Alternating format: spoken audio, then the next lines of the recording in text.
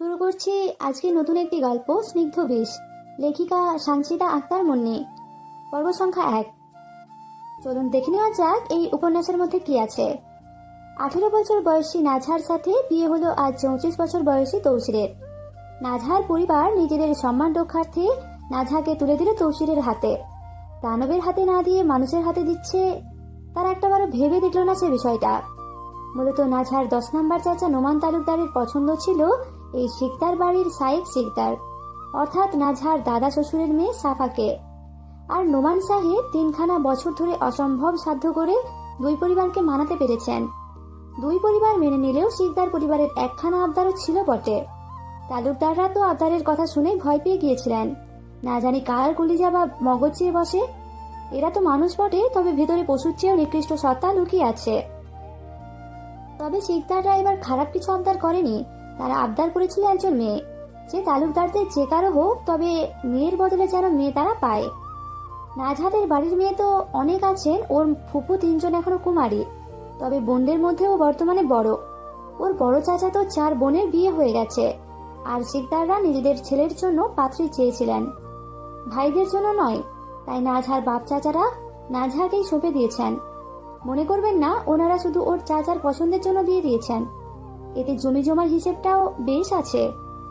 রাজনীতিতে নিজেদের হাত পাকাপোক্ত করতে এই আত্মীয়তা, নয়তো দুশ্মনের সাথে কে ঘা মেশাতে যায়। নাজহা এটা ঠিক বুঝতে পারছে না, বুঝতে গিয়ে বারংবার বড্ড কষ্টই হচ্ছে।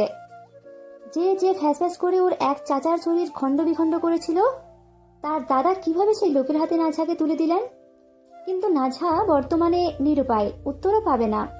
জীবনে বাপ চাচার কথার উপর কোনো কথা বলেনি, কিন্তু বিয়ের সময় মিনতি করে বলেছিল আর যার সাথে বিয়ে দাও তাও ওই পরিবারে দিও না। ওর 15 জন চাচার মধ্যে কেউ তার কথা শোনেনি, সবাই বলেছেন এটাই তোর নিয়তি। 15 জন চাচার শুনে আবার হট্টহাসিতে ফেটে পড়বেন না। আসলে নাজহার দাদা আবার বেশ শৌখিন মানুষ, তাই তো বিয়ে করেছেন 4খানা। আল্লাহর হুকুম বলে বলে সন্তান এনেছেন 20-21 জনের বেশি। আগের আমলের মানুষ বলে কথা। এর মধ্যে কয়েকজন বেনালেই মারা গেছেন, কাউকে কুপানো হয়েছে, কাউকে আবার জীবন্ত কবর দেওয়া হয়েছে। আচ্ছা যাই হোক, এখন বর্তমানে আসি। নাজহাকে বাসর ঘরে ফুল সাজানো বিছানায় বসিয়ে দিয়ে গেছেন এই বাড়ির মহিলারা। কত কিছু হ্যান ত্যান অ্যানস্যান বলে গেছে, নাজহার এসব এক কান দিয়ে ঢুকেছে আর অন্য কান দিয়ে চলে গেছে। এসবেও ভুরুক্ষেপ করেনি, সবাই ওকে লাল শাড়ি পরিয়ে লাল বউ বানিয়ে দিয়েছেন। কিন্তু নাজহা এসব খুলে থপথপে সাদা সেলোয়ার কামিজ পরে নিয়েছে। বউ হওয়ার শখ নেই ওর, তাও আবার নিজের চাচার খুনির জন্য বউ সাজার। নাজহার পুরো নাম নৌরিন সিদ্দিয়া নাজহা। নাজহা কাপড় বদলিয়ে রুমের বেলকনিতে ধীরে ধীরে এসে দাঁড়ায়। ব্যালকনিতে সাদা পাতলা পর্দা ফেলা, এই পর্দাগুলো আবার আলতো বাতাসে দুলছে। নাজহা অবাক নয়নে তাকিয়ে হালকা পায়ে ব্যালকনির রেলিং এর দিকে এগিয়ে নিচের দিকে তাকায়। নিচে তাকানোর সঙ্গে সঙ্গে একটা বৃষ্টির গলা শুনতে পায়। রাজনীতি চিনোস না? কোনো লেওড়া আর করতে আসিস রাজনীতির নামে সাওয়া হালা মাগা। এত বিশ্রী কণ্ঠ শুনে নাজহার বুঝতে বাকি থাকে না এটা কার গলা। এটাই তার বর তৌসিক শিকদার, কারণ এমন বিশ্রী গালি ওর পক্ষেই সম্ভব। একবার কিসের ভাষণ দিতে গিয়ে তৌসির চিল্লাপাল্লা থামাতে মাইকেই বলে উঠেছিল, এই খানকির পোলারা মুখ বন্ধ কর, নয়তো বোম দিয়ে সবগুলারে উড়াইয়া দিমো। আর এইটি নাজহা ভালোভাবেই শুনেছিল। ভাবা যায় কত বড় গালিবাজ, বক্তব্য দিতে গিয়েও গালি। নাজহা নিচে ভালোভাবে তাকিয়ে দেখে তৌসির একটা চেয়ারে বসে আছে, পরনে সাদা পাঞ্জাবি আর কালো সাদার চেকের লুঙ্গি, হাতে একটা লোহার বড় দা, আর ওর সামনে হাঁটু গেড়ে মাথা নিচু করে হাত পা বাঁধা অবস্থায় বসে আছে একটা যুবক। তৌসির কথাটি বলেই নিজের হাতে থাকা দা দিয়ে দাঁত কিড়মির করে সেই যুবকের গর্দানে ছেদ মারে, কিন্তু পুরো গর্দানটা লুটিয়ে পড়ে না মাটিতে। দা ভোঁতা হয়, অর্ধেক কেটে গিয়ে ঝুলে থাকে। এটা দেখে নাজহার হাত পা তীর তীর করে কাঁপতে শুরু করে, কিন্তু ভয় না পেয়ে এক দৃষ্টিতে তাকিয়ে থাকে। এগুলো প্রথম দেখছে না, এর চেয়ে মারাত্মক দৃশ্য দেখে বড় হয়েছে। যুবকটি মাটিতে লুটিয়ে চিৎকার করতে থাকে, ছটফট করতে থাকে। তৌসির কিছু সময় হাতের দাঁড় দিকে তাকিয়ে তা দূরে ছুঁড়ে মেরে আশেপাশে দাঁড়িয়ে থাকা নিজের পালোয়ানদের দিকে তাকিয়ে নাক মুখ কুঁচকে বলে, শাওয়ার দা দিয়ে একটা গর্দানও নামাইতে পারলাম না, এই বালচাল সরা এন থেকে। এ বলে নিজের লুঙ্গির নিচের অংশ এক হাতে লুঙ্গির এক কোণ আর অন্য হাতে অন্য কোণ ধরে সামনের দিকে একটু তুলে ধরে কোমরে গুজতে গুজতে উঠে দাঁড়িয়ে সেই যুবকের অর্ধমৃত দেহের কাছে যায়। তারপর ওর সামনে বসে নিজের 2 হাত দিয়ে মাথা চেপে ধরে ওর ধর থেকে মাথা আলাদা করে দেয়, প্রাণকে মুক্তি দেয়। মাথা আলাদা করে দিয়ে উঠে দাঁড়িয়ে নিজের রক্তাক্ত ডান হাত আর বাম হাতের দিকে তাকিয়ে বলে, নে এই মাগির বোলারে নিয়ে গাঙ্গে ভাসাই দে। রাজনীতির নামে সাওয়াগিরি করে হারা জানোয়ার। এই অর্ডার দিয়ে তৌসির বাড়ির ভেতর চলে আসতে থাকে। তৌসিরকে বাড়ির ভেতরে আসতে দেখে নাজহার ভেতরে হাতুড়ি দিয়ে কংক্রিটের ভাঙন শুরু হয়। কারণ এখন এই লোক রুমে আসবে আর নাজহা ওর সামনাসামনি হতে চায় না, ভয় পায় ওকে। তৌসির রুমে আসে, নিজের পুরো রুমকে এভাবে ফুলে সাজানো দেখে খানিকটা অবাক হয়। চারদিকে ফুলের গন্ধে মোমো করছে। তৌসির নিজের পরনে থাকা সাদা পাঞ্জাবিটা খুলতে খুলতে রুমের মধ্যিখানে এসে দাঁড়ায়। দাঁড়িয়ে চারদিকে চোখ বোলাতে শুরু করে, নতুন বউ খুঁজছে আর কি। কিন্তু ওর বউ তো নেই এখানে। তৌসির পাঞ্জাবিটা বিছানায় ছুঁড়ে মারতে মারতে আপন মনেই বলে, কি রে, কই গেল তালুকদারের মাইয়া ওইডি? তৌসির সন্দেহ নিয়ে ব্যালকনিতে এসে দাঁড়ায়, আর তখনই কাঙ্ক্ষিত মানুষটিকে দেখতে পায়। নাজহা দাঁড়িয়ে আছে ওর দিকে তাকিয়ে। সাদা ধপধপে একটা 3 পিস পরা, ফর্সা চেহারা, সুন্দর মুখের গঠন, নাক মুখ ছুরির মতো ধারালো। তবে এগুলোতে তৌসিরের কিছু যায় আসে না। বহুত সুন্দরী নারীর শরীর কেনা বেচা করে অভ্যস্ত তৌসির, কিন্তু তৌসির খানিকটা আটকে যায় তার কিসে। নাজহার চুলগুলো খোঁপা করা, তবে কিছু চুল বেরিয়ে আসছে। চুলগুলো একদম কালো নয়, বাদামি রঙের আর কি, তার উপর আবার কোঁকড়ানো। এর মধ্যে নাজহার চোখের মণিগুলো সাধারণ নয়, বেশ কেমন অদ্ভুত। ওর চোখের মণি গভীর সবুজাভ, মাঝখানে কিছুটা ধূসর নীলের ছোঁয়া আছে। মণির চারপাশে হালকা বাদামি রিং, আর এর মধ্যে চাঁদের আলো পড়ায় চোখের মধ্যে হালকা সোনালি আভা দেখা যাচ্ছে। মণির চারপাশে সাদা অংশ পরিষ্কার, চোখের পাপড়িগুলো লম্বা ও ঘন। তৌসির অনেক সুন্দরী দেখেছে বটে, তবে এমন সৌন্দর্য, চারপাশে আলাদা আভায় ভরা এই সৌন্দর্যে প্রথম দেখলো। তার উপর আবার নিজের বউ রূপেই। কিন্তু কথাটা হলো, ও যতই সুন্দর হোক, ও তো শত্রুর বাড়ির মেয়ে। তৌসির ওকে চোখ দিয়ে উল্টে পাল্টে দেখতে থাকে। এটা দেখে নাজহা নিজের হাত কচলাতে থাকে। মনে মনে ঠিক করেছে, তৌসির যদি কিছু করতে আসে তাহলে পাশে রাখা টেবিলের কাঁচের জগ আর গ্লাস দিয়ে তাকে মেরে ফেলবে। মানে নিজেকে সান্ত্বনা দিচ্ছে ওই আর কি। তৌসির নিজের লুঙ্গির নিচের অংশ একটু তুলে হাতে নিয়ে নাজহার দিকে এগিয়ে আসতে আসতে বলে, এই তুমি সত্যিই তো সিদ্দিকের মাইয়া? তৌসিরের এই কথা শুনে নাজহা ভড়কে যায়। কি প্রশ্ন এটি? নাজহা থতমত খেয়ে বলে, হ্যাঁ হ্যাঁ, কেন, কোনো সন্দেহ? তৌসির নাজহার দিকে চোখ ঘুরিয়ে ঘুরিয়ে তাকিয়ে বলে, হ্যাঁ সন্দেহ তো বটেই, কারণ তোমার বাপ তো কায়লা, তাহলে তুমি ধলা কেমনে? নাজহা তৌসিরের কথা শুনে তিক্ত সুরে বলে, আমার আব্বা কালো নয়, শ্যামলা। তৌসির ব্যাঙের মতো হাসি দিয়ে বলে, ওই শ্যামলা আর কায়লা হইলই এক। নাজহার দিকে কিছুক্ষণ তাকিয়ে বুক ভরে শ্বাস ফেলে বলে, সবই দয়ালের খেলা, বুঝলা তো? নয়তো আমার মতো কায়লার কপালে তোমার মতো রূপঝরা রূপরানী ঝুলা বেশ ভাগ্যের ব্যাপার। নাজহা তৌসিরের দিকে এক পলক তাকিয়ে ফিসফিসিয়ে বলে, আপনি কালো হলে কালোরা তাহলে কি? আর একমতে ঠিকই আছে, আপনি কালো না হলেও আপনার অন্তর ঠিকই কালো। তৌসির নাজহার কথা শুনে ভ্রু কুঁচকে বলে, আমার অন্তর কালা, ওইটা তুমি কেমনে জানলা? কেন, একটু আগেই তো দেখলাম নিকৃষ্টভাবে খুন করতে। আপনার অন্তর ভালো হলে ওভাবে খুন করতেন নাকি? নাজহার কথা শুনে তৌসির হাসি দিয়ে বলে, এখনো বয়স অনেক ছোট তুমি, তাই এসব যা দেখেছো ভুলে যাও আর গিয়ে চুপচাপ ঘুমাইয়া পড়ো। নাজহা তৌসিরের কথায় থমকে যায়, বেশ লজ্জায় পড়ে যায়। ওকে এই কথা বলা মানে ওর বুঝকে অপমান করা এক প্রকার। নাজহা নিজের কালচে সবুজ চোখের অবুজ্জাহন নিয়ে তাকায়, আবার চোখ তুলে তাকায় তৌসিরের দিকে। এই তাকানোতে খানিকটা থমকে যায় তৌসির। মনে প্রশ্ন জাগে, তালুকদাররা ভিন্ন দেশি কাউরে আবার ওর বউ বানাইয়া দিল না তো? কারণ এই মেয়েটারে দেখতে ইংলিশ ইংলিশ লাগতাছে। তৌসির নাজহাকে আবারও প্রশ্ন করে, তুমি সত্যিই তালুকদারের মাইয়া তো? নাজহা তৌসিরের কথায় বেশ বিরক্তি নিয়ে বলে, হ্যাঁ, কেন বারবার একই প্রশ্ন করছেন? তৌসির হালকা দাঁত চেপে বলে, তোমার বাপ চাচাগুলাই তো গাদ্দারের ধরা, তাই মনে হইল নিজের সম্পদ না দিয়া অন্য কারো সম্পদ ঝুলাইল না তো আমার গলায়। নাজহা আর চুপ থাকতে পারে না। এইসব কথাই নাজহা বলতে না চাইলেও বলে ফেলে, আমার বাপ চাচাকে অসম্মান করে কথা বলবেন না। নাজহার এই কথা শুনে তৌসির তাচ্ছিল্যে সুরে হেসে উঠল, তোমার বাপ চাচা সবগুলা খানকির ধরা, ওগো কোনো সম্মান নাই, সাওয়াগুলো সবগুলোই বেইজ্জত। এমন বিশ্রী গালি শুনে নাজহার শরীরে রাগে জ্বলতে শুরু করে। নাজহা 2 হাত মুষ্টিবদ্ধ করে তৌসিরের পানে তাকিয়ে শক্ত সুরে বলে, নিজের মুখে লাগাম টানুন। তৌসির নাজহার উপদেশ শুনে টিটকেটি সুরে বলে, দুঃখিত দুঃখিত, আমি ফেরি দুঃখিত। বাচ্চাদের সামনে গালাগালি করা আসলে উচিত না। নাজহা ভ্রু কুঁচকায় তৌসিরের কথায়। ভেরি ভেরি শুনেছে, কিন্তু ভেরি দুঃখিত এই প্রথম শুনলো। এর মধ্যে তৌসির ওকে বাচ্চা বলল। নাজহা কাঠগলায় বলে, আমার বয়স যথেষ্ট এবং আল্লাহর হুকুমে আমি যথেষ্ট বুঝদার। তৌসির নাজহার কথায় দীর্ঘ শ্বাস ছেড়ে কিছুক্ষণ নাজহার দিকে তাকিয়ে থাকে। তারপর আফসোসের সুরে বলে, হালার পুতকো কাছে চাইলাম বউ, আর ওরা আমার গলায় ঝুলাই দিল লেদা বাচ্চা। এই বলে আসমানের দিকে তাকিয়ে 2 হাত বুকের সামনে তুলে দাঁড়িয়ে নাজহার দিকে তাকিয়ে বলে, সবই দয়ালের খেলা, বুঝলা তো তালুকদারের মাইয়া। ইচ্ছে ছিল তোমার দাদার মতো বাচ্চা কাচ্চা দিয়া বংশ ভরাইয়া দেওয়ানের, কিন্তু তোমার যে বয়স আর বোঝ, এইটাই আমি এক বাচ্চার বাপও হইতে পারুম কিনা সন্দেহ আছে। নাজহা তৌসিরের কথায় এক দৃষ্টিতে তাকিয়ে থাকে। এই লোক কি বলছে এসব? নাজহা কিছু বলতে যাবে, তখনই তৌসির বলে ওঠে, যাও ঘুমাও গিয়া, বাসর টাসর এসব এই জীবনে হইব না, এসব করলে তুমি বাঁচতা না।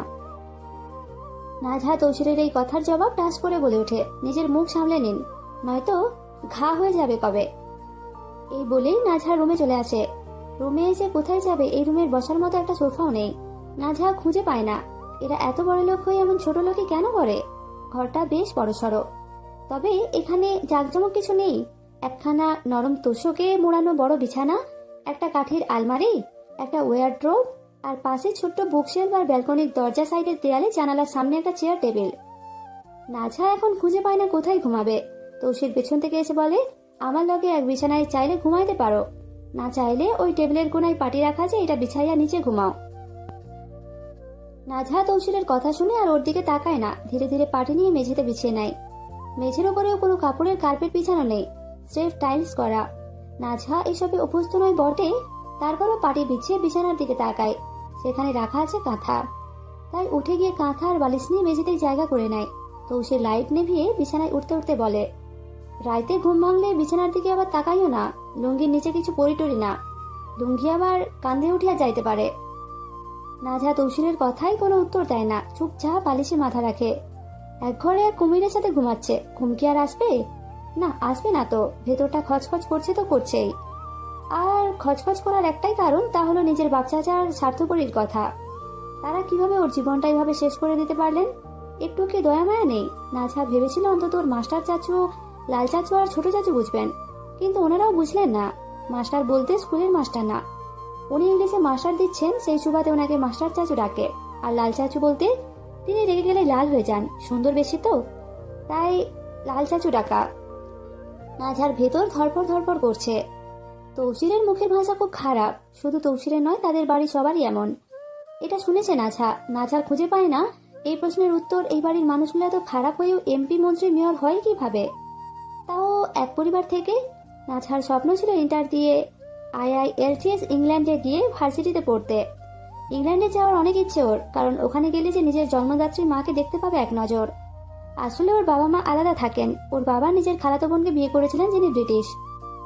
নাজহার নানা ব্রিটিশ আর নানু বাংলাদেশি। নাজহার বাবা দেশে থাকতে চান আর মা নিজের দেশে যেতে চাইতেন বারবার, তাই একসময় এই চাওয়া না চাওয়ার সমাপ্তি বিচ্ছেদে গিয়ে ঠেকে। নাজহার যমজ ভাই নাজহাকে নিয়ে চলে যান নাজহার নাওলা ইংল্যান্ড, আর নাজহা থেকে যায় দেশে। ছোট ছিল তখন বুঝেনি অত কিছু। ফুপো দাদি জানরা যা বুঝিয়েছেন সেই বুঝেই থেকে গেছে, তবে থেকে যাওয়াতে ওর কোনো অবহেলা হয়নি। ওর বাপ চাচারা পুতুলের মতো যত্নে বড় করেছেন। বাবার চোখের মনি ছিল, তবে সেই মনিকেও এক সাপের হাতে তুলে দিয়েছেন। নাজহার চাচিরা মায়ের অভাব বুঝতে দেননি ওকে, সব সময় আগলে বড় করেছেন। নাজহা বছরে হয়তো দুদিনও নিজের চুল নিচে আঁচড়ায়নি। ওর চুলগুলো বেশ সুন্দর আর আলাদা রকম, সেই জন্য ওর বড় আম্মা এই চুলের যত্ন অসম্ভব রকম নেন। পরিবারের মধ্যে সবচেয়ে সুন্দর কন্যা সন্তান, তাই ওকে সবাই আলাদাই যত্ন করতেন। কিন্তু কি হলো, এত ভালোবাসা দিয়ে দিন শেষে এক দানবের হাতেই তো তুলে দিলেন। নাজহার যদি থাকতো, তবে আব্বার চোখের সামনে দাঁড়িয়ে প্রশ্ন করত, আব্বা, নিজের যত্নে গড়া ফুলকে এইভাবে ছড়িয়ে দিতে একটু কষ্ট হয়নি আপনার? কিন্তু আফসোস, এই প্রশ্নটা স্বপ্নেও করা সম্ভব কিনা তাতেও নাজহার সন্দেহ আছে। নাজহা এমন 7-5 ভাবতে ভাবতে চোখ লাগায়। কিছু সময় পর রাত 2টোর কাছাকাছি তৌসির ওয়াশরুমে যাবে, তাই ঘুম ভেঙে যায়। ঘুম ঘুম চোখে উঠে বসে বিছানা থেকে। লুঙ্গি ঠিক করে নামতে নামতে ফিসফিসিয়ে বলে, শাওয়ার এক যন্ত্রণা লাইগা ঘুমাতেও পারি না। এ বলেই উঠে ওয়াশরুমের দিকে যাবে, তখনই নরম কিছু একটার উপরে পা পড়ে তৌসিরের সাথে সাথে মর করে একটা শব্দ হয়। একই সাথে নাজহা চিৎকার করে ওঠে। তৌসির নাজহার টাকনুর ওপর অজান্তেই পা রেখে দিয়েছিল। ঘুমের তালে ভুলে গিয়েছিল যে ওর রুমে এখন নাজহা আছে, তাও আবার মেঝেতে শুয়ে। নাঝা চিৎকার করে উঠে বসে। ঘুমের মধ্যে পায়ে ব্যথা পেয়ে থতমত খেয়ে উঠে আর চোট পাওয়া চিৎকার করে ওঠে। তৌসির ছিটকে সরে গিয়ে জিভে কামড় দিয়ে বলে, হাই রে, ডাকাতি করে ফেলেছি রে, তালুকদারের মাইয়ার ঠ্যাং মনে হয় শেষ। এ বলে তাড়াতাড়ি গিয়ে রুমের লাইট অন করে তাড়াতাড়ি নাঝার কাছে এসে বসে। নাঝা আর চিৎকার করে না, হুঁশে থাকলে এমন সামান্য ব্যথায় চিৎকার করতো না, কিন্তু ঘুমের মধ্যে ছিল তাই করেছে। অল্প ব্যথায় ন্যাকামি করার মেয়ে সিদ্ধিয়া নয় বটে। নাঝা নিজের পায়ের দিকে তাকিয়ে নাক মুখ কুঁচকে ব্যথা সহ্য করে নেয়। তবে মনে মনে ভেবেই নেয় এই লোক বিয়ের দিন রাতেই ল্যাংড়া করে দিয়েছে, না জানি এ জীবন কবে না নিয়ে নিবে। তৌসির এক ঝলক নাঝার পায়ের দিকে তাকিয়ে তাড়াতাড়ি ওয়ার্ডরোবের ওপর থেকে বাম নিয়েছে নাঝার সামনে বসে। হাত বাড়িয়ে নাঝার পায়ে হাত দিতে যায়, কিন্তু নাঝা পা সরিয়ে নিয়ে বলে, থাক থাক থাক, আমি লাগিয়ে নিচ্ছি। নাঝাকে থাক থাক করতে দেখে তৌসির বিঘ্ন স্বরে বলে, তোমার পা সালামি নেওয়ার লাইগা ধরছি না, তাই থাক থাক মারাইও না। নাঝা কথাখানি শুনে খানিকটা রেগেই তৌসিরের হাত থেকে চিলের মতো টান দিয়ে বামটা সরিয়ে নিল। আমি লাগিয়ে নিচ্ছি, এ বলে নাঝা বামের মুখ খোলে। অল্প একটু নিজের পায়ে টাকনোতে লাগিয়ে দেয়। তৌসিরের এটা মোটেই সহ্য হয় না। তৌসির হাত বাড়িয়ে নাঝার পায়ে বার কয়েক হাত বলিয়ে গোড়ালি ধরে শক্ত করে টান দিয়ে ধরে, এতে পা যদি মুচকে যায় তবে ঠিক হয়ে যাবে। একে তো পায়ে ব্যথা, এর মধ্যে তৌসির ভাবে টেনে ধরেছে, তার উপর তৌসির ওকে স্পর্শ করেছে। নাঝা দাঁতে দাঁত চেপে যন্ত্রণা সহ্য করে নিয়ে তৌসিরের হাত থেকে ঝাড়ি মেরে নিজের পা সরিয়ে নিতে নিতে বলে, আর কখনো আমার শরীর স্পর্শ করবেন না, এটা প্রথম, তাই কিছু বললাম না। তৌসির এটা শুনে ঠোঁট এলিয়ে তাচ্ছিল্য করে বলে, ভাগ্য ভালো বেটি তোর যে তৌসির শিকদার তোর পা ছুঁয়েছে। আর এত ফ্যাট ফ্যাট করিস না তো, আমি তোর জামাই, ছুঁইলে খারাপ কিছু হইতো না। এ বলেই তৌসির উঠে দাঁড়িয়ে ওয়াশরুমের দিকে চলে যায়। আর নাঝা স্তব্ধ হয়ে বসে থাকে। তৌসির ওয়াশরুম থেকে এসে দেখে নাঝা একইভাবে বসে আছে। তাকে বসে থাকতে দেখে তৌসির ওর দিকে চোখ ঘুরিয়ে ঘুরিয়ে তাকিয়ে বিছানায় উঠে বলে, কি হইল, ঘুমাও না কেন? নাঝা এর কোনো উত্তর দেয় না, চুপচাপ বসে রয়। তৌসির এটা দেখে চিত হয়ে শুতে শুতে বলে, সবসময় শুনতাম বিয়ের দিন রাতে বউরা লাল শাড়ি পরে, কিন্তু তুমি এরকম কাফনের কাপড়ের মতো সাদা কাপড় কেন পরেছো? নাঝা এটা শুনে দাঁত চেপে বলে, কারণ আমায় দাফন করা হয়েছে, তাই কাফন পরছি। তৌসির নাঝার এই ঝাঁঝ ধরা কথা শুনে বলে, ঝাঁঝ আমার লগে দেখাইও না, পরে কবে মাইরা টাইরা ফেলমো, আর বউ মেরে ফেলার কলঙ্কিনী বই না যাইমো। নাঝা তৌসিরের কথাই কোনো উত্তর দেয় না, নিঃশব্দে ধীরে ধীরে উঠে যায়। তৌসির ওর টাকনু যে ভাঙেনি এটাই অনেক। নাঝা উঠে যায়, উদ্দেশ্য তাহাজ্জুদ পড়া। ও সবসময় ফজরের 1 ঘন্টা আগে উঠে তাহাজ্জুদ পড়ে, ফজর পড়ে তেলাওয়াত করে, ইশরাকের নামাজ পড়ে একেবারে জায়নামাজ থেকে ওঠে। নাঝা নিজের ব্যাগ খুলে মিসওয়াক নিয়ে ওয়াশরুমে চলে যায়। উঁচু করে বেরিয়ে আসে। নাঝা ভালো করেই জানে এখানে জায়নামাজ পাবে না, কারণ ও যে পাটিতে ঘুমিয়েছে সেটাই নামাজের, তাই চুপচাপ ব্যাগ থেকে নামাজের হিজাব বের করে পাটিতে বসে কাঁথা ছড়িয়ে নামাজে। তখনই মনে হয় একটা গুরুত্বপূর্ণ কথা, ইশরাকের নামাজের সময় কিভাবে দেখবে তা, কারণ এক এক দিন এক এক সময় থাকে, আর নাঝা সূর্য দেখে বোঝে না ওয়াক। তাই ফোনে নামাজের সময়সূচি নামক একটা অ্যাপে সময় দেখে নেয়, কিন্তু এখন তো মোবাইলও নেই। নাঝা ধীরে ধীরে উঠে বিছানার পাশে গিয়ে দাঁড়িয়ে তৌসিরের দিকে তাকিয়ে বলে, এরে হুনরানি। তৌসির নাঝার ডাক শুনে চোখ না খুলেই বলে, জি হুনরাম। নাঝা ইতস্তত বোধ নিয়ে বলে, আপনার ফোনটা দিবেন, আমি টাইম দেখবো নামাজের। তৌসির এটা শুনে খোলে, বালিশের পাশ থেকে একটা ফোন বের করে দেয়। নাঝা ফোন দেখেই আঁতকে ওঠে। ফোনের যে করুণ অবস্থা, এটা দেখেই নাঝার কান্না চলে আসার উপক্রম। স্যামসাং গ্যালাক্সি S8 ফোন, সেই 2017 সালের মডেল এখনো আছে। এর মধ্যে টাচ ফাটা, ভয়াবহভাবে ফাটা ছেঁড়া, মনে হচ্ছে কেউ নিজের যত ক্ষোভ আছে সব ঢেলে দিয়েছে এই ফোনে। এই ফোন কিভাবে তৌসির ইউজ করে নাঝা খুঁজে পায় না। বিস্ময়ে ফোনের দিকে তাকিয়ে থাকলে তৌসির বলে, কি হইল নাও? নাঝা ফোনটি হাতে নিয়ে আমতা আমতা করে বলে, এই ফোনে কি প্লে স্টোর আছে? তৌসির নাঝার প্রশ্নে চোখ মুখ কুঁচকে বলে, ওইটা আবার কোন বাল? এটা শুনেই নাঝার মেজাজ তিক্ত হয়ে যায়। লোকটা এমন কেন, সবসময় গালি দেয়। নাঝা তৌসিরের ফোন তৌসিরের পাঁজরের ওপর রেখে বলে, থাক, লাগবে না আমার।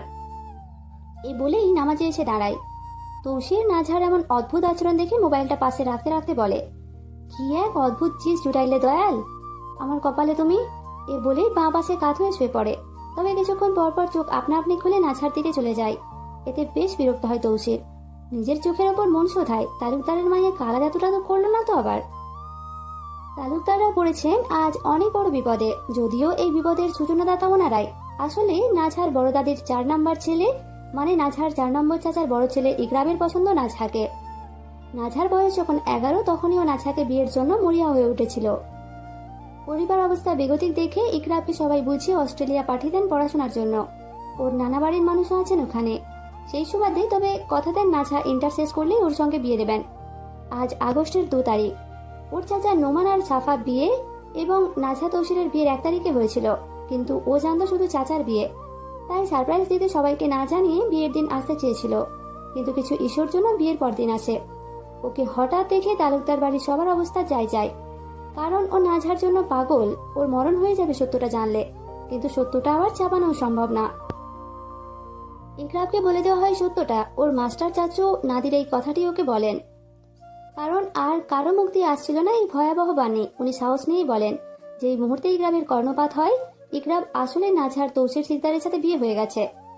সেই সময় ইকরাম কিছু মুহূর্ত সবার দিকে এক দৃষ্টিতে চোখ বড় করে স্থবির চোখে তাকিয়ে রয়, আর তারপরই জোর শ্বাস টেনে ফ্লোরে লুটিয়ে পড়ে জ্ঞানশূন্য হয়ে যায়। ওর মন এই ভার আর সহ্য করতে পারেনি, তাই এভাবে লুটিয়ে পড়েছে। দম বন্ধ হয়ে আসছিল, সবটা মিথ্যে মনে হচ্ছিল। বর্তমানে তালুকদাররা নিজেদের বাড়ির ওপরের করিডোরের সোফায় ওকে নিয়ে শুইয়েছেন। ওর জ্ঞান ফেরানো হয়। জ্ঞান ফিরতেই ইকরাম লাফ দিয়ে উঠে দাঁড়িয়ে চারদিকে তাকিয়ে নাজহাকে খুঁজতে খুঁজতে বলে, আমার ফুল কোথায়? আমার ফুলকে তোমরা কি করলে? ওকে আমার সামনে আনো। ওকে আমার দেখতে ইচ্ছে করছে। অনেক বছর ও চাঁদ মুখখানা পরখ করি না। এটা শুনে নাজহার বাবা সিদ্দিক তালুকদার এগিয়ে এসে বলেন, বাবারে, ওর বিয়ে হয়ে গেছে। এটা শুনে ঠিক ইকরাম, কিন্তু ও বিশ্বাস করে না একটুও। তার ছেলের হাসি দিয়ে বলে, কেন মজা করছেন চাচা? আপনার মেয়ে তো আমার স্ত্রী হবে, ওর অন্য কারোর সাথে কেন বিয়ে হবে? ওর মোল্লা চাচু নাহিদ সাহেব এসে এগিয়ে বলেন, ইকরাম, এটাই সত্য। সাহেবকে বিয়ে করানোর জন্য এমনটা করতে হয়েছে। মেয়ের বদলে মেয়ে দিতে হয়েছে। এর মধ্যে সামনে নির্বাচন। ইকরাম এটা শুনে স্তব্ধ হয়ে চোখে তাকায় সবার দিকে। ওর ফুল আর ওর নেই। মন বারবার শোধায়, ওহে, তোমার অন্তরের ফুল আজ কারো ঘর ফুল হয়ে গেছে। তুমি শূন্য, আজ তুমি শূন্য। ইকরাম পেছনে ঘুরে চিৎকার করে বলে, আমার অন্তরের ফুল যখন অন্য কারো ঘর ফুল হয়ে গেল, তাহলে আমি বেঁচে থেকে কি করব? এ বলেই ইকরাম করিডোরের রেলিং এর দিকে ছুটে যায়। উদ্দেশ্য লাভ দেওয়া, কিন্তু এর আগেই ওকে ওর চাচা পেছন থেকে ধরে নিয়ে আসেন। ওরা ওকে বোঝান, এমন করিস না, এটাই নিয়তি। ইকরাম সবার থেকে নিজেকে ছাড়িয়ে মাটিতে 2 হাঁটু করে বসে, কিন্তু সময় স্তব্ধ হয়ে বসে আবারও মাটিতে লুটিয়ে মাছের মতো ছটফট করতে শুরু করে। একটা পাখির গায়ে তীর বিঁধলে যেমন সে মাটিতে পড়ে ছটফট করে, ইকরাম নিজের সব বিশ্বাস এমনভাবেই হারিয়ে ছটফট করতে করতে চিৎকার করে বলে, তোমরা আমায় নিঃস্ব করে দিলে। তোমরা আমার সবটুকু শেষ করে দিলে। তোমরা আমার সবটুকু বিশ্বাস ভেঙে দিলে। আমার মৃত লাশ বানিয়ে দিলে। কি করে তোমরা এমনটা করতে পারলে? আমার ফুলকে তোমরা... এ বলে ইকরাম চিৎকার করে কেঁদে ওঠে। পুরুষরা বুঝি আবার কাঁদে? হ্যাঁ, কাঁদে। এই যে ইকরাম কাঁদছে, নিজের সবটুকু ভরসা হারিয়ে কাঁদছে। কাঁদছে ওর কিশোর বয়সের আবেগ আর যুবক বয়সের ভালোবাসা আর জন্ম কারো। ওর সবটুকু শেষ হয়ে গেছে। দম বন্ধ হয়ে আসছে। বর্তমানে প্রতিটি শ্বাস প্রশ্বাস বিষের মতো তীব্র যন্ত্রণার লাগছে। ইকরাম ওর আব্বার দিকে তাকিয়ে বলে, আব্বা, ওর বিয়ের জন্য লাল শাড়ি যখন কিনলে, তখন আমার জন্য কাফনের কাপড় কেন কিনলে না? তোমরা মানুষ নয়, তোমরা সবাই রক্ত চোষক। তোমরা আমার সব শেষ করে দিয়েছো। ইকরাম চিৎকার করে বুক ফাটিয়ে বলে, ওকে এই মুহূর্তে এনে দাও, নয়তো আমায় জীবন্ত দাফন করে দাও। সবাই স্তব্ধ হয়ে ওর এমন ছটফটানি দেখছে। ইকরাম চিৎকার করে কেঁদে বলে, আমার অন্তরের ফুলকে কি করে তোমরা অন্যের ঘরের ফুল বানিয়ে দিলে? তোমরা এতটা নিকৃষ্ট কিভাবে হতে পারো? তোমরাই তো কথা দিয়েছিলে যে আমার ফুল শুধুই আমার। তাহলে আজও অন্য কারো হয় কি করে? আমি ওকে প্রচন্ড ভালোবাসি, ভীষণ ভীষণ ভালোবাসি আমি। আমার পক্ষে ওকে ছাড়ে থাকা সম্ভব নয়। ইকরাম পাগলের মতো হয়ে বলে, ওর বিয়ে হয়েছে তো কি হয়েছে? তালাক দিয়ে নিয়ে এসো, তারপরেও ওকে আমার করে দাও। আমি শুধু আমার ফুলকে চাই, শুধু ওকে চাই আমি। এ বলেই ইকরাম হাঁপাতে থাকে, হাঁচি দিতে থাকে, সাথে ওর নাক দিয়ে গলগল করে রক্ত ঝরতে শুরু করে। রক্তচাপ বেড়ে যাওয়ায় অতিরিক্ত আবেগ, কান্না, মানসিক চাপের কারণে হঠাৎ করে রক্তচাপ বেড়ে গেলে নাকের ভিতরে রক্তনালীগুলো ফেটে রক্ত বের হয়। আর এমনটাই ইকরামের সাথেও হলো। ইকরামের বাবা নাহিদ সাহেব বলেন এটা দেখে, নাহিদ, যা তাড়াতাড়ি ঘুমের ইঞ্জেকশন লই আয়। নাহিদ তাড়াতাড়ি নিজের রুমের দিকে যান। ইকরাম এটা শুনে তার ছেলের হাসি দিয়ে বলে, ও আব্বা, আমার চিরতরে ঘুম পাড়িয়ে ফেলো, আমি আর বেঁচে থেকে কি করব? ইকরামের বাবা ইকবাল সাহেব ওকে কিছু বলতে যাবেন, তখন আরো রক্ত গড়িয়ে পড়ে। ইকরাম ঢুকিলে বলে, আব্বা, হয়তো আমার বুকে আমার ফুলকে এনে দাও, নয়তো আমায় কাফনে মোড়াইয়া দাও। নাহিদ চাচা ইঞ্জেকশন নিয়ে আসেন। আর সাথে সাথে 3-4 জন ইকরাবকে চেপে ধরে ইঞ্জেকশন দিয়ে দেন। ইকরাবের মাথা তীর তীর করে ভারী হয়ে আসতে থাকে। ইকরাবের দৃষ্টি ঘোলাটে হয়ে আসে। ঘোনাটে নয়নে সবার দিকে তাকিয়ে বলে, এই ঘুম আর না ভাঙো, এই ঘুমই চিরন্তন হয়ে রোক। দৃষ্টি লেগে আসবে তখন আবারও বলে ওঠে, যে ফুল আমার হয়নি সে ফুল আর কারো না হোক। এ বলে ইকরাব বুক চেপে ধরে। বুকে প্রচন্ড ব্যথা করছে। বুক খাবলে ধরে ইকরাব চোখ বুঝে নিদ্রায় ডুব দেয়। ওর এতটা বছরের ভালোবাসা আজ বৃথা হয়ে গেল। নাজহা দাঁড়িয়ে আছে ড্রেসিং টেবিলের সামনে। এই ড্রেসিং টেবিলটা একটু আগেই ওর দাদা শ্বশুর এনে দিয়েছেন কয়েকজনকে দিয়ে, যাতে ওর অসুবিধা না হয়। এখন বেলা 12টা বাজে। নাজহা গোসল করে নিয়েছে। ওকে তড়িঘড়ি করেই গোসল করানো হয়েছে। একটু পর ওর বাড়ি থেকে টিফিন নিয়ে আসবেন বাপ চাচারা। আর এখন এই বাড়ি থেকে তাদের বাড়ি নিয়ে গিয়েছেন। নাজহা একটা সাদা গোল্ড ড্রেস আর কালো সালোয়ার পরেছে। ভিজে চুল তাই খোলাই রেখেছে। নাজহাকে চুড়ি পরার জন্য বলা হয়েছে। ড্রেসিং টেবিলের আয়নার সামনে দাঁড়িয়ে নাজহা আপন মনে আস্তে আস্তে চুড়িগুলো পরছে। এদিকে তৌসিরও রুমে রেডি হচ্ছে। তৌসির পরেছে সাদা লুঙ্গি। এমনিতেই তো চেকের পরে, কিন্তু সাদা বেশিই পরে।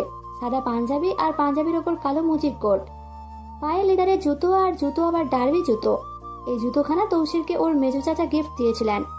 গত সপ্তাহে ইংল্যান্ড থেকে আসার সময় নিয়ে এসেছেন, কারণ ইংল্যান্ড এই জুতো সেরা ক্লাসিক এবং হ্যান্ডক্রাফটেড পাওয়া যায়। এর মধ্যে 100 বছরের পুরনো গুডিয়ার ওয়েল্টেড লেদার জুতো, হাতে তৈরি, দাম 800 মার্কিন ডলার, যা বাংলাদেশি টাকায় আনুমানিক 88,000 তো হবেই। তৌসির নিজের কোট ঠিক করতে করতে আয়নার দিকে তাকায় এক নজর। তাকিয়ে কিছু সময় তাকিয়ে রয়। নাজহা নিজের মতো চুড়ি পরছে। তৌসির নাজহার বাদামি কোমরের নিচ অব্দি চুল দেখে অপলক নয়নে সেই চুলের পানি তাকিয়ে রয়। বেশ আকর্ষণীয় বটে এই কেশ তরঙ্গগুলো। ঢেউ খেলানো চুলগুলো বেশ সুন্দর সুন্দর লাগে তৌসিরের চোখে। নাজহার পরনে গোল্ড ড্রেস, ওর খোলা ঢেউ খেলানো বাদামি চুলগুলো তৌসিরের চোখ বারবারই আটকে নেয়। তৌসির মনে মনে বলে ওঠে, সিদ্দিক তালুকদার কোনো বাল পারুক আর না পারুক, এক চিজ জন্ম দিচ্ছে মারাত্মক। মাইরি। নাজহা চুড়িগুলো হাতে পড়ছে আর মনে মনে বলছে, কতটা দুর্ভাগ্য আমার, আজ আপনার নামে চুড়ি পড়ার কথা, আর সেই হাতটাই এক দানবের নামে চুরি পড়ছে। আপনাকে আমার আর পাওয়া হলো না মশাই। বাড়ি থেকে বেরিয়ে আসার সময় শুধু আমার চোখ আপনাকেই খুঁজছিল। এতটা পাষাণ কেন আপনি? কেন আমার নজরের বাইরে চলে গেলেন? শেষবারের মতো আমায় দেখা দিলে কি এমন ক্ষতি হতো? কেন দেখা দিবেন? পারবেন না তো অন্য কারো হতে দেখতে আমায়, তাই বোধহয় সরে গিয়েছিলেন, তাই না? নাজহাকে বিড়বিড় করতে দেখে তৌসির কিছুটা এগিয়ে এসে বলে, কিলো তালুকদারের মাইয়া, কি বিড়বিড়াও? নাজহা দীর্ঘ শ্বাস ফেলে মুখ তুলে আয়নায় তাকায়। কিছু মুহূর্ত তাকিয়ে থাকে। লোকটাকে বেশ সুন্দরই লাগে। জিম করা বডি, নেতানের একখানা ভাব। অবশ্য নেতাই তো। ধুতি স্টাইলের মতো লুঙ্গি পরা, পরনে সাদা পাঞ্জাবি, তার উপর গুছিয়ে পরা কালো মুজিব কোট, যেটাকে অনেকে নেহেরু কোটও বলেন। মুখে দাড়ি অল্প। এই অল্প দাড়ি বলে দিচ্ছে এই হয়তো কিছুদিন আগেই মুখ সেভ করা হয়েছে। চুলগুলো আলতো করে এলোমেলো, ফর্সা, সুন্দর। মুখের গঠনও বড্ড সুন্দর, কিন্তু এইসব সৌন্দর্য পানছে নাজহার চোখে, কারণ ওর চোখ যে এক শ্যামপুরুষের স্নিগ্ধতায় ভরপুর। নাজহা নিজের মনে মনেই শোধায়, পৃথিবীর সব পুরুষের সৌন্দর্য তুচ্ছ আমার ভালো লাগা মশাইয়ের নিরে। নাজহা কিছু সময় ধ্যান থেকে মাথা নাড়িয়ে না বোধক ভাবে বলে, না কিছু না।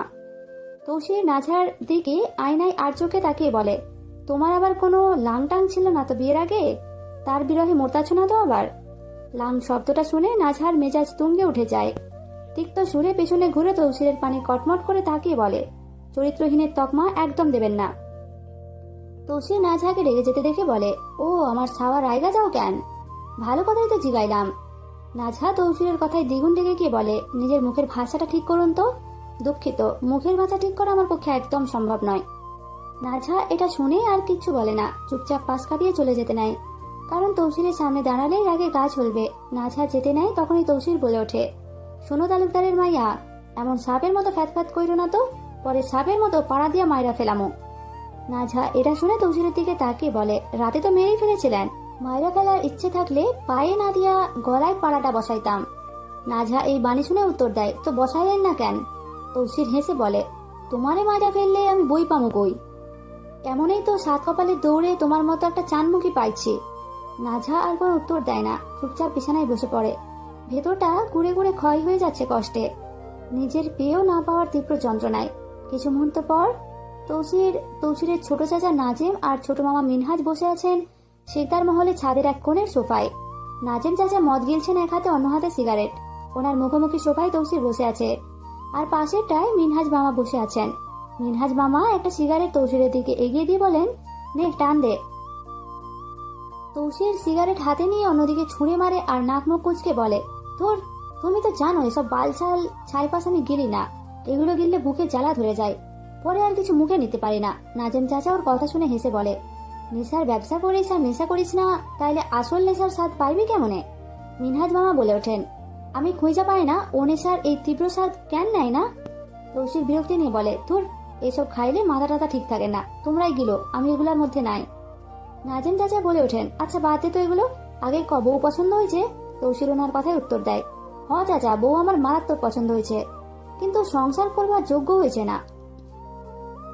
মিনহাজ মামা ওর কথায় ভ্রু কুচকে বলেন, কেন যোগ্য না কেন? তৌসির বিরক্তি সরে বলে, আরে সংসার কেমনে করবো, ওর বয়স আর আমার বয়স দেখছো, কত ছোট, এই জীবনে আর সংসার হইতো না।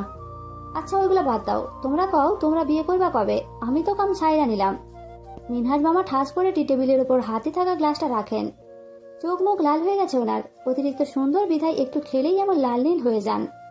মিনহাজ মামা আবার মারাত্মক সুন্দর, তবে আজ পর্যন্ত কোনো রমণী উনি পাঠাতে পারেননি। উনি ব্যর্থ, ওনার অভ্যাসেই মেয়েদের সাথে কথা বলার স্টাইলটাও জানা নেই। দু একখানে পাত্রী দেখা হয়েছিল, কিন্তু পাত্রীর সাথে কথা বলতে গিয়ে বলবেন বাপের নাম, বলেছেন দাদার নাম, তাই আর বিয়ে করা হয়নি। উনিও আর করতে চান না, কিন্তু বয়স 30-এর ওপর দিকে দৌড় দিচ্ছে। মিনহাজ মামা আবার তৌসিরের ছোট, আর নাজেম চাচা তৌসিরের 1 বছরের বড়। উনি নেতা মানুষ, ওনার রাজনীতি আর দুর্নীতি সব, সংসার বউ বাচ্চা এগুলোতে তিনি রাজি নন, তাই আর কি করা, উনি আছেন ওনার মতোই। নাজেম চাচা তৌসিরকে বলেন, শোন, 2টা বাটিয়ারি তাই কাইছে, এখন কি করবো গো? তৌসির সন্দেহ ভরা চোখে বলে, ওরা নিজের ইচ্ছায় আইছে তো, কন্ট্রাক্ট সাইন করছে তো? হ, ওরা নিজেই আইছে, আমরা কাউকে ধৈর্য আনি নাই। তাইলে ওগরে আলমের ফার্ম হাউসে পাঠাইয়া দাও, আলম 5 লাখ টাকা দিচ্ছে আমারে, এর মধ্যে ওদের দুজনের 2 দিয়া দাও। মিনহাজ মামা বলেন, এগুলো বাদ দে ভাই বাবারা, ল্যাবের কি হইল, দাঁতেরটাই কোনো কাম হয়েছে নাকি? তৌসির তিক্ত সরে বলে, ল্যাবের কথা আর কইও না, ওগুলো ডাক্তার না, সবগুলো উলুর বদল, সাওয়াগুলো কোনো কামের না,